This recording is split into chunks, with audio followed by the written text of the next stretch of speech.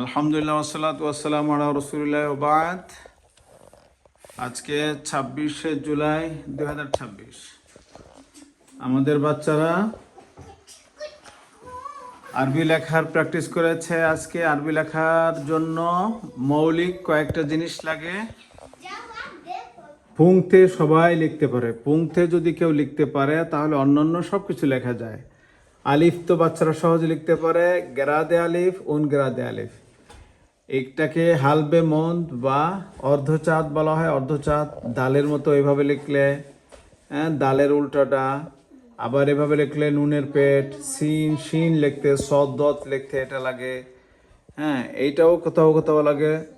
ত দ সদ্দতের ক্ষেত্রে এটাও লাগে। আচ্ছা, আমরা এবার একটু দেখি কে কে লিখেছে। মারিয়াম লিখেছে, তারপর ইব্রাহিম লিখেছে, জাওয়াত হচ্ছে নিজের নাম এবং পুরোটা লিখেছে বাচ্চারা, মাশাআল্লাহ।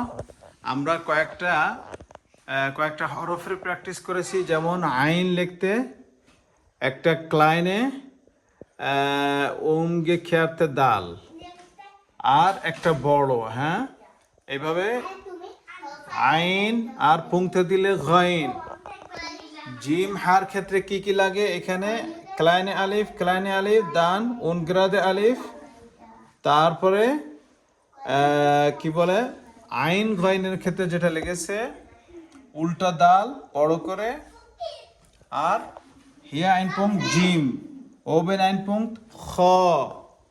সদ লিখতে কি কি লাগে? একটা উনগ্রাদে আলিফ এবং হালবে মন্ত, এভাবে যদি আমরা দেই অর্ধেক চাঁদ, তাহলে হয়ে যাচ্ছে সদ।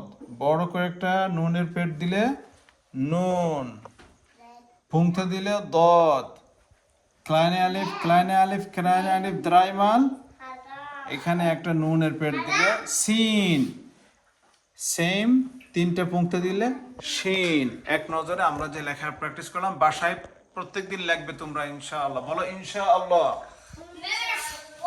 আরো জোরে ইনশাআল্লাহ, জোরে ইনশাআল্লাহ বলবে, শয়তান দূর হয়ে যাবে ইনশাআল্লাহ।